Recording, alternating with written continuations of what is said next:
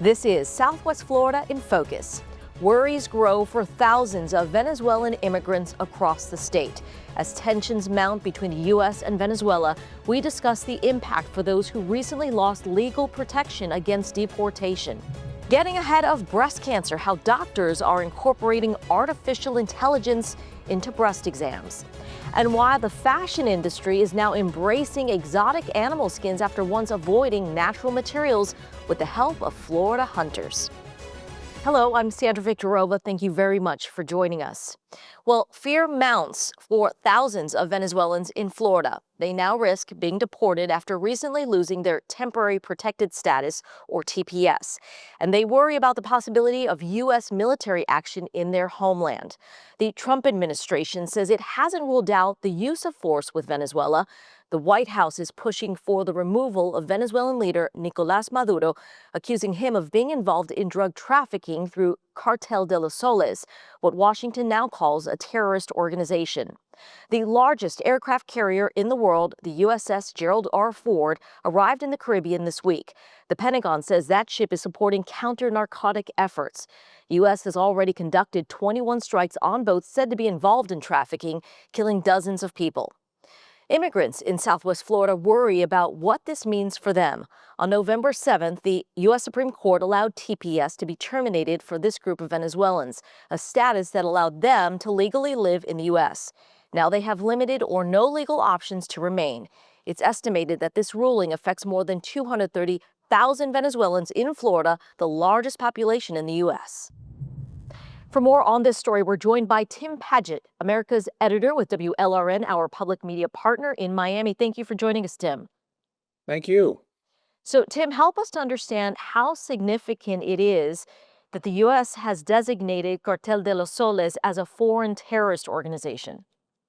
Well, it speaks to the heart of this new, let's say, U.S. doctrine in the hemisphere that drug traffickers can now be classified or designated as terrorists. And not just terrorists, but terrorists who are combatants at war with the United States by virtue of their trafficking deadly drugs to the United States. So essentially, the Trump administration has designated the Cartel de los Soles, the cartel, the drug cartel that's associated with the Venezuelan regime, not just as civilian criminals, but as war combatants who can therefore, in the Trump administration's mind, legally be executed by military means rather than dealt with under law enforcement protocols. This is something quite new as far as drug interdiction experts are concerned. And so to call this cartel that, as I said, is associated with the Venezuelan regime itself is quite a step. Why would the U.S. be interested in using force in Venezuela? Well, there's a twofold reason. One, you're taking that drug interdiction doctrine that I mentioned before from a law enforcement level to a military level. So on the one hand, you feel that you're wiping out drug supply in Venezuela. But on the other hand, again, this twofold purpose, because the Venezuelan regime itself, you has designated it as part of that narco trafficking operation in Venezuela, you could then be also, in turn, achieving regime change. If you're knocking out enough of what you believe props up the regime in Venezuela, you could be then, as I said, achieving regime change, which is what so many people in this hemisphere want in the first place. Help us to understand, how is this conflict between Washington and Caracas impacting Venezuelans who now face deportation now that TPS status has expired for them? Well, I think most people Venezuelans who are losing their temporary protected status here are very concerned, if not afraid, about going back to Venezuela. I mean, we've had many, many reports over the past year of Venezuelans being deported back to Venezuela who have been treated somewhat like pariahs, if not targeted by the regime as untrustworthy. And many fear that they could be headed to prison if they make a wrong move. But not only the political and repression aspect of this, we also have to take into consideration the economic crisis that Venezuela is going through. We're still seeing in Venezuela the worst humanitarian crisis in modern South American history, which is why almost a quarter of the country's population since 2014 has fled the country and migrated to countries like the US and many other countries around the hemisphere. If we can end on this, why should Floridians care about what's happening in Venezuela, especially if they don't, necessarily have friends who are Venezuelan?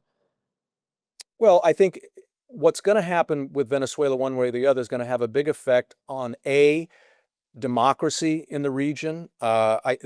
Democracy, democratic norms are under real threat these days in Latin America, and I think whatever happens in Venezuela is going to have a big impact on that. But in the bigger picture for Americans, immigration is one of the big considerations we have to take into account. Before Trump took over in his second administration, Venezuelans were the #1 nationality illegally crossing the U.S. southern border. During that time at the end of the Biden administration, you remember when we were having a full-blown crisis on the overwhelmed U.S. southern border. So immigration is a big factor here. Drugs also a big factor. But also, let's not forget that Venezuela is home to the world's largest oil reserves. So there's a huge economic factor at play here as well. So there are a lot of reasons that Americans should care about what happens right now in Venezuela. And if the Trump administration doesn't achieve regime change in Venezuela in all that it's doing. I mean, we've just sent our largest aircraft carrier into the Caribbean to try to intimidate this regime out of power. If that doesn't work, we could see this very brutal dictatorship in Venezuela become even further entrenched because it will feel that it won against the U.S., that it won this game of chicken, let's call it, with the U.S., and it could become even more repressive. Tim Padgett with WLRN, thank you so much for your time. Thank you. After the break, creating fashion with invasive species, how one Florida company is protecting our ecosystem one handbag at a time. For decades, Burmese pythons have ravaged the Everglades, but now Florida has a new solution for the invasive species: turn them into high fashion. The state has paired with the Miami-based company Inversa, which works with hunters who catch the snakes. The company takes those skins to the fashion houses, which turns them into accessories like belts and wallets. Earlier this year, Governor Ron DeSantis touted plans to continue expanding the python's removal from the ecosystem, catches that have already reached record numbers in 2025. In July of this year, we had 748 removals compared to 235 removals in July of 2024. And honestly, 235 removals was not considered a small number at the time. With more on how invasive species are being developed into fashion, we're joined by Henri, the head of development with Inversa Leathers. Mr. Ferré, welcome. Thank you. Thank you for having me. So obviously your company targets the Burmese python in the Everglades, but also invasive species like the lionfish in some Florida waters. So I've seen the photos for the $2,000 python high heels and the lionfish wallets and the jewelry. I have to say they look great. It made me wonder, is there really a market for these products? They certainly are beautiful. And absolutely, the fashion industry is a $4 trillion industry. And traditionally, exotics have come from farms and native ranges. They come from the wild. And here we have the exact same product in the Everglades that can be used on the market. So how did this all start? The founders of our company were scuba divers, and diving, year after year, looking at coral reefs. They were wondering what's being done about the lionfish. And to solve that type of problem, you need the budget the size of the Pentagon, which invasive species managers and governments just do not have. And so they looked towards the most powerful purchasing group on the planet, the consumer, and asked the question, how can we create something of value out of something so problematic and turn that bad into a good? So help us to understand how this partnership actually developed between the state of Florida and Inversa. Yeah, absolutely. So Florida, around 10 years ago, started the Patrick program. It's a Python action team removing invasive constrictors. And it's been an incredibly successful program over the past 10 years, consistently removing Burmese pythons from the Everglades. We are FWC's contractor that manages Patrick and then helps manage the 50 subcontracted hunters that are actively going out to the Everglades to remove pythons. We spoke earlier and you said this is actually beneficial. This partnership is beneficial to hunters as well. Explain that. So since we have started managing Patrick, we have 3 extra removals. The agency's administrative workload is down 89%. And most importantly to the hunters, aside from those increase in removals, is they are on average being paid 60% better because of our ability to tap into the $4 trillion fashion market. So essentially, you then process the skins once they provide you the animals? If the hunters want to sell us the skins, we will buy them and we will process them into high-grade luxury leather for the fashion industry that can be seen on the streets of New York, Los Angeles, Paris, Milan, and London, really all over the world. So tell us what the consumer reaction has been to seeing invasive species used in items like this. I was reading a British Vogue article where they questioned whether exotic leathers can be ethical, and the conclusion was yes. I'm wondering what you're hearing from consumers on this topic. Consumers are going crazy for this. They do not have to sacrifice quality for the beautiful python skin and the exotics that they are sought that they want. They now are able to get the same exact product, but not from a farm or from an endangered wild population, but from the Florida Everglades, where the Burmese python is actively destroying that important ecosystem. So Inversa touts that it maintains an ethical and humane end-to-end supply chain. Explain what that means. Some folks are obviously interested in your products, might still be concerned about, how the animals are being killed. Explain that. We have 5 or 6 different quality controls throughout our system in turning these wild invasive populations into products. What that means is that at any step of along that chain, if anything is done improper or inhumanely, we will not purchase it. It is not going into the market. And by enforcing that through an economic lens, it's just simply not going to happen. For anyone who is interested in supporting Inversa's mission, what's the best way to tap into your products? I assume you actually sell the skins to the fashion houses, correct? You're not selling Correct. directly to the consumer. Correct, absolutely. And the best way to support this is to buy invasive made products. We work with about 50 different brand partners at this point. You can get them all through our website, inversa.com. Again, the best way to do this is support invasive made products. Invasives cause about 60% of species extinctions globally, and every year they cost the globe around $423 billion. We finally have an opportunity to counteract that and create something of value out of something that's harming our planet. Henri Ferré, we thank you so much for your time. Thank you. Thank you. This time of year, it is hard to avoid that yummy butter and sugar in holiday recipes. But at the Lee Health Teaching Kitchen, anyone can learn how to cook delicious bites and eat healthier. The program was accepted into the Teaching Kitchen Collaborative, joining similar programs around the country. WGCU's Carrie Barber visited a class to see what is on the menu. Things get dulled, so it gives you an idea for something else and on a healthy level. That's Lori Messina of Fort Myers. Messina is learning to cook healthier meals at the Healthy Life Center Teaching Kitchen at Lee Health. I took a sweet potato, I baked it at 400 degrees, cut it up, and then just mashed it up. The classes are offered 2 or 3 times per month for just $5 a class. Registered dietitian Ekaterina Galeos teaches the very popular cooking demonstrations. Keeping things simple, keeping it lighthearted, making sure it's fun, and of course giving everyone a sample of food. People love samples. The day we attended, she was demonstrating healthier versions of sweet treats like peanut butter balls, sweet potato brownies, and fruit salad with honey lime dressing. This was so good. It's definitely. And the brownies, oh my gosh, love the brownies. Mm-hmm. Gallegos says she's constantly innovating and won't repeat a class topic within a year. We're also going to add a little bit of maple syrup, and here you can use whatever sweetener you prefer. I would say 70% of my classes are like health conscious, and then the other 30% are like, we're just teaching you the technique and we're making authentic foods. She occasionally brings in guest chefs too.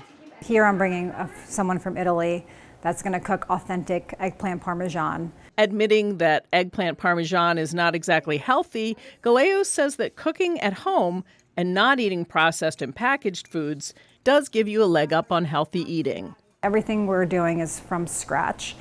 I think if people can understand, if you're cooking from scratch, you're doing good.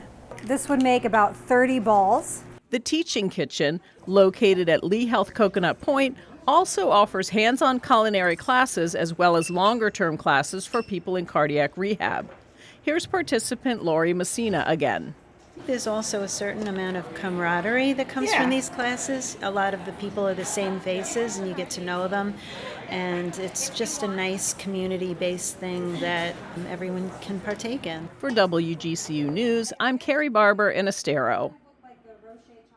Eating healthy during the holidays is so much easier said than done. Thanksgiving pies, cookies for Santa, all those sweets can just be too good to pass up. So to learn more on how we can avoid the sugar overload, we're joined by Troy Duell, a health educator and founder and CEO of Centurion Health, a pharmaceutical and supplement company. Welcome, Mr. Duell. Thanks for having me, Sandra. Well, no secret, sugars in so many of our processed foods. What is the impact of too much sugar on our bodies? Some people may say, well, I'm still pretty healthy. I do eat a lot of sugar, but I'm still healthy. What's the impact? It is devastating, really, and we're becoming, I guess, more acquainted and better understanding of what's happening. As a matter of fact, they now call type 3 diabetes. Alzheimer's is what they're calling type 3 diabetes because of the inflammation that sugar causes. We all know about the effects of obesity. We all know about the effects of diabetes and things along those lines. But it's really those hidden things like inflammation and things like Alzheimer's disease. We know that it's having an effect on the liver because it's having to process things much more than it normally does. And we're just continuing to see that it has ramifications that most of us don't even think about. They're talking about links to stroke, depression, infertility. There are just so many things that are really starting to pop up that really should give us all a little bit more pause about what we're eating and the things that we're taking into our body each day. Fruits and vegetables, they also contain sugar. So from a biological impact on our bodies, what is the difference between the sugar you'd get in an apple versus what we might get from our favorite cookies?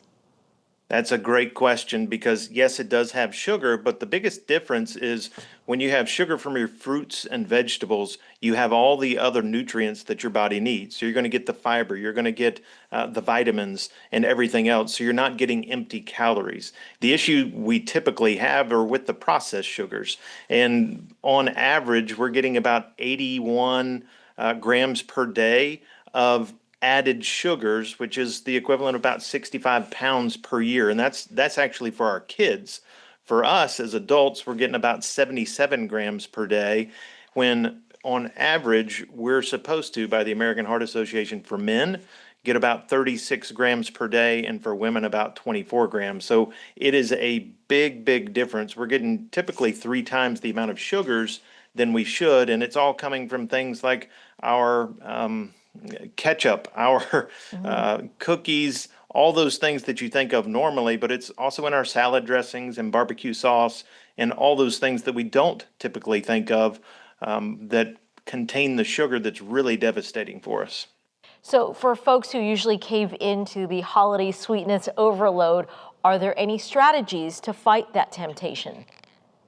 Yeah, unfortunately, there are no simple strategies because it'd be great if we could just take a pill and everything would be fine. But it really does take a little bit of discipline. And the way that I like to handle it is if you know you're going to be going to an office party or to your aunt and uncle's Christmas party or Thanksgiving dinner, then know which things you want to sacrifice for. Fill up with the good food first, make sure you're getting healthy proteins, make sure you're getting your fruits and vegetables, and then save a little bit of room for the dessert.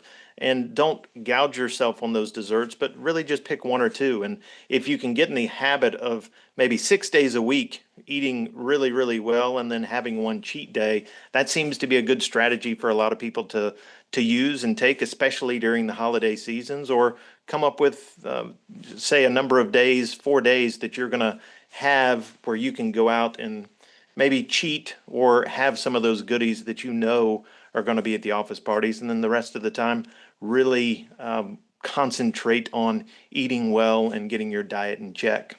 Mr. Troy Duell, we thank you so much for joining us. Thanks, Sandra. Appreciate it. Thank you. Coming up, using artificial intelligence to save lives, how doctors are using AI to help detect breast cancers earlier than ever. Artificial intelligence is changing how the world works, and that includes doctors. This year, Lee Health incorporated AI for use in all of their mammograms to assist in detecting cancer. And as WGCU's Jennifer Crawford explains, a Fort Myers radiologist says this technology is making breast cancer screenings faster and more accurate. We found the tiny cancer hiding behind other areas. Board-certified diagnostic radiologist Dr. Priyanka Honda scrutinizes 50 to 60 mammograms a day at Lee Health Coconut Point in Estero. This one belongs to a 76-year-old woman with no history of breast cancer. She walks in because she had left armpit discomfort. She felt something there, so we put a little sticker in her left armpit, and I look at everything. I don't see much going on in her left armpit. But her mammogram was one of the first evaluated by Dr. Honda after being analyzed by artificial intelligence, and AI alerted Dr. Honda to a possibly abnormal spot in the right breast. Thankfully, this little area was flagged by AI, and we took extra pictures. It didn't look like much. I thought the extra pictures weren't going to show us anything, and lo and behold, in ultrasound, we saw a tiny, suspicious tumor that we decided to biopsy. The result from the biopsy? It was invasive ductal carcinoma grade 2. This had the potential to metastasize to lymph nodes. So if we'd waited another year, 2 years, potentially it would have gone to the patient's lymph node and been a much bigger deal for this patient. Dr. Honda says during the first 6 weeks of AI being used to analyze mammograms at Lee Health, AI has helped her find cancer in 3 cases she likely would have missed. So I can't tell you why AI found that, but it found it.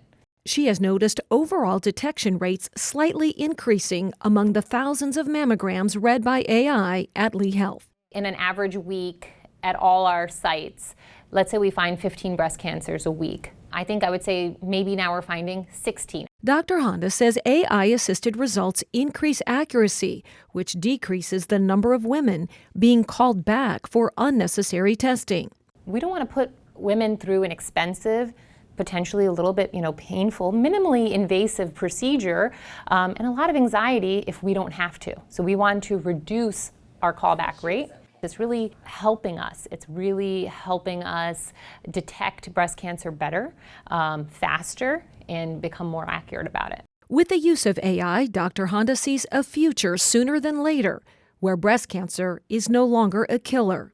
The goal is now to find breast cancer when it's so small that it's not really going to be a huge issue. It'll be like a chapter in a woman's life where it is not the end of the book. I always tell my patients this, but we found it so early that it's going to be maybe a turbulent few months, maybe a bad year, but it's going to be not something that reduces the patient's lifespan. As for the 76-year-old patient, Dr. Honda says catching her cancer so early means an excellent prognosis for her future rather than an end to her story. This is going to be no big deal. We're going to scoop it out. For WGCU News, I'm Jennifer Crawford in Fort Myers. Coming up next week, a decline in drinking, especially among younger generations. We look at why fewer people are turning to spirits during the holidays and all year round. We thank you so much for joining us today. Make sure to download the WGCU app or visit WGCU.org, where you can find all of our stories and those extended interviews. Have a great weekend, and we hope you will join us again here next week for Southwest Florida in Focus.